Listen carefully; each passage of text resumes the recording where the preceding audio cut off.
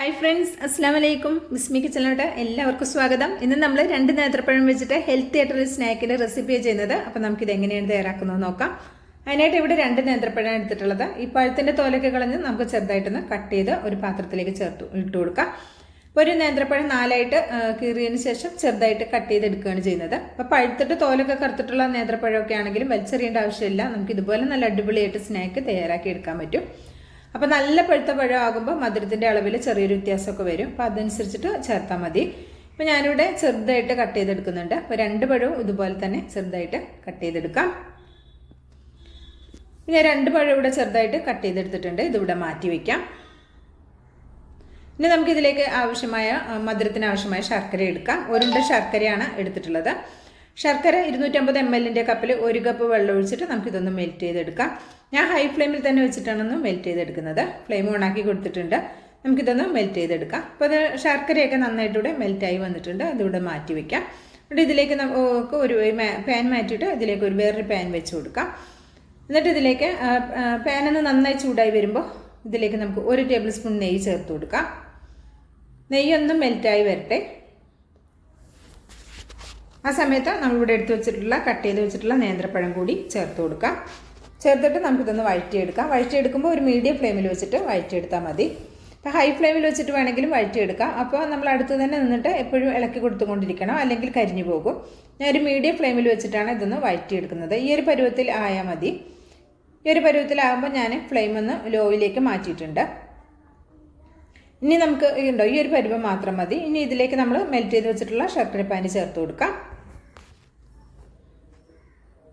ശർക്കരപ്പാനി കൂടി ചേർക്കുമ്പോൾ ലോ ഫ്ലെയിമിൽ നിന്ന് ഒരല്പം കൂട്ടി വെക്കാം കേട്ടോ. മീഡിയം ഫ്ലെയിമിലും വെക്കേണ്ട, എന്നാൽ ലോ ഫ്ലെയിമിൽ നിന്ന് ഒരല്പം കൂട്ടി വെച്ചാൽ മതി. എന്നിട്ട് ഇത് നന്നായിട്ട് ഇത് മിക്സ് ചെയ്ത് കൊടുക്കുക. മിക്സ് ചെയ്ത് കൊടുത്തതിന് ശേഷം നമുക്കിതിലേക്ക് ഒരു ചേരുവ കൂടി ചേർക്കാനുണ്ട്. അപ്പോൾ ആ ചേരുവ നമുക്കൊന്ന് പൊടിച്ചെടുക്കണം. അതിനായിട്ട് മിക്സിയുടെ ചെറിയ ജാർ എടുത്തിട്ടുണ്ട്. അതിലേക്ക് ഞാൻ 1/2 കപ്പ് അവലാണ് എടുക്കുന്നത്. നല്ല മട്ട അവലാണ് എടുത്തിട്ടുള്ളത്. നല്ല ക്രിസ്പി ആയിട്ടുള്ള അവലാണ്. അതുകൊണ്ട് ഇത് വറുക്കേണ്ട ആവശ്യമൊന്നുമില്ല. അപ്പം ഞങ്ങൾ സോഫ്റ്റ് ആയിട്ടുള്ള അവലാണെങ്കിൽ ജസ്റ്റ് ഒന്ന് ചൂടാക്കിയിട്ടൊന്ന് പൊടിച്ചെടുത്താൽ മതി. അപ്പോൾ 1/2 കപ്പ് അവൽ ഒന്ന് നന്നായിട്ടൊന്ന് പൊടിച്ചെടുക്കുന്നുണ്ട്. അപ്പോൾ പൊടിച്ചെടുത്തിട്ടുണ്ട്. ഇതിവിടെ മാറ്റി വയ്ക്കാം. ഇപ്പോൾ നമ്മുടെ പഴമൊക്കെ ഒന്ന് സെറ്റായി വന്നിട്ടുണ്ട് കണ്ടോ. ആവൽ പൊടിച്ചെടുക്കുന്ന അത്രയും സമയം മാത്രമേ വെച്ചിട്ടുണ്ടായിരുന്നുള്ളൂ. ഇതിലേക്ക് ഫ്രഷ് ആയിട്ട് ചെറുകിയെടുത്തിട്ടുള്ള 1/2 കപ്പ് തേങ്ങ കൂടെ ചേർത്തിട്ട് നമുക്കിതൊന്ന് നന്നായിട്ട് മിക്സ് ചെയ്തെടുക്കാം. മിക്സ് ചെയ്തെടുത്തിട്ട് നമ്മളിവിടെ പൊടിച്ച് വെച്ചിട്ടുള്ള അവൽ കൂടെ ചേർത്ത് കൊടുക്കണം. അവലിൻ്റെ പകുതി ഭാഗം ഞാനിപ്പോൾ ചേർത്ത് കൊടുക്കുന്നുണ്ട്. എന്നിട്ട് ഇതിലേക്ക് നമുക്ക് ഫ്ലേവറിനായിട്ട് നമുക്ക് ഏലക്കപ്പൊടി ചേർത്ത് കൊടുക്കാം. അതുപോലെ തന്നെ ജീരകത്തിൻ്റെ പൊടി ഉണ്ടെങ്കിൽ ജീരകത്തിൻ്റെ പൊടി ചേർക്കാം. ഇപ്പോൾ നിങ്ങളുടെ അടുത്ത് ജീരകത്തിൻ്റെ പൊടി ഇല്ല എങ്കിൽ ചെറിയ ജീരകം ഒന്ന് ചതക്ക് ചേർത്താൽ മതി. ഒരു 1/2 ടീസ്പൂൺ ഏലക്കപ്പൊടിയും അതുപോലെ തന്നെ 1/2 ടീസ്പൂൺ ചെറിയ ജീരകത്തിൻ്റെ പൊടിയും ചേർത്ത് കൊടുത്തിട്ട് നമ്മൾ ബാക്കി വെച്ചിരുന്ന അവലിൻ്റെ പൊടി കൂടി ചേർക്കാം.